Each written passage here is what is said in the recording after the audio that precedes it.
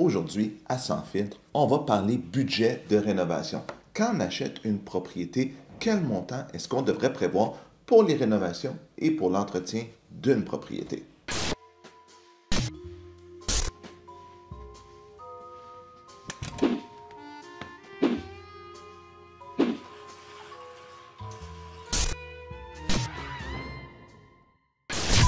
Donc, avant de commencer, aujourd'hui, on va discuter de principes généraux d'entretien et de rénovation d'une propriété. C'est sûr que si vous achetez une maison ancestrale ou une propriété neuve, ça ne sera pas les mêmes choses à court terme, mais j'essaie de vous donner un horizon à plus long terme pour des propriétés plus standards, parce qu'évidemment, chaque chose particulière a un coût. Une maison ancestrale avec des matériaux d'époque travaillés par des artisans, par exemple, ça en a un coût spécial, ou une propriété neuve, normalement, on n'a pas de rénovation et réparation majeure à faire pour les 10, 15, 20 premières années. Donc, on part avec cette prémisse de base-là et on regarde ça. Donc, règle de pouce, il faut prévoir en 1 et 3 du prix ou de la valeur de la propriété en budget rénovation, entretien, amélioration. Donc, qu'est-ce que ça comprend? Ça comprend tout ce qui s'appelle toit, fenêtre, réservoir à eau chaude, plancher, peinture, un peu de paysagement, d'entretien sur le terrain, si vous avez un patio, par exemple. Donc, ça inclut vraiment tout des composantes majeures, comme je disais, comme le toit, les fenêtres, aux choses mineures, comme on va peinturer à tous les 10 ans nos chambres, certaines pièces de vie. Donc, c'est ce que le budget devrait englober. Donc, c'est sûr que ce n'est pas un montant annuel. C'est-à-dire que des années, on dépense très peu en propriété. On peinture une pièce, c'est tout, parce que le reste, on ne fait rien. Mais une année, on fait la cuisine, puis ça coûte 30 000 40 000 pour une propriété qui en vaut 500 000. Donc, on a dépensé 5-6 %. Mais c'est vraiment une moyenne. Donc, il faut le prévoir, parce que si on ne le prévoit pas, à un moment donné, on peut arriver avec des surprises. Parce que, tu sais, changer des fenêtres sur une propriété, là, c'est pas des affaires de 1000 pièces. Si on a toute la propriété à faire parce qu'elles ont 30 ans puis elles commencent à être abîmées, on peut dépenser des dizaines de milliers d'heures. Donc, c'est super, super important de le prévoir puis d'essayer d'espacer dans le temps les rénovations versus dire, bang, on donne un gros coup une année, il a fallu économiser 100, 150 000 parce qu'on fait cuisine, salle de bain, fenêtre, toit, etc. Donc, c'est super important de le prévoir parce que ça ne sera pas un montant fixe par année, mais c'est vraiment une moyenne que je vous ai donnée. Puis quand on habite en condo, c'est le même principe.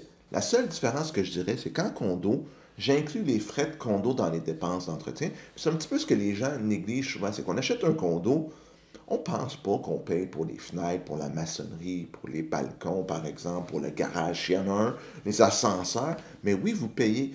Mais si vous attendez, vous ne mettez pas l'argent de côté avec vos frais de condo, bien, à moyen long terme, vous allez être pénalisé parce que si on dit, bon Dieu, l'ascenseur est à changer, ça coûte 125 000 on est 16 par exemple, ou on n'avait pas prévu ça, bien là, c'est beaucoup d'argent à sortir d'un coup. Donc, c'est pour ça que les frais de condo plus élevés incluent les frais d'entretien et réparation des espaces communs.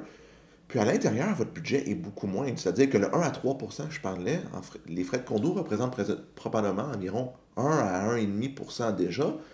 Puis l'autre 1 que vous allez mettre de côté, mais ça va être pour vos choses intérieures si vous faites une salle de bain, une cuisine, de la peinture, mais vous avez beaucoup moins d'argent parce que tout ce qui s'appelle l'enveloppe, structure du bâtiment, c'est couvert par la copropriété. Je trouve que c'est super important cette information-là, puis de bien faire votre budget, parce que beaucoup de gens ne le prévoient pas. Puis qu'est-ce qui arrive quand tu ne prévois pas ça dans le futur?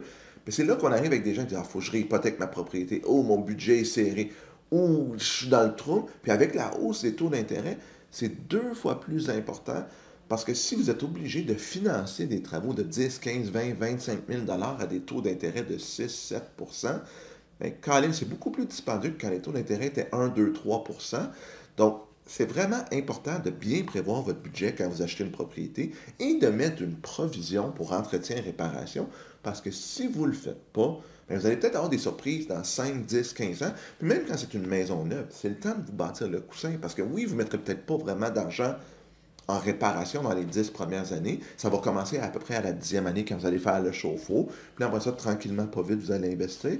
Mais si vous avez eu 10 ans pour le prévoir, ça va être excellent pour votre budget. Puis dans les 5 premières années, mais même à ça, une partie du budget va passer à on aménage la cour, on s'installe une piscine, ah, le sous-sol n'était pas fini, on décide de le finir.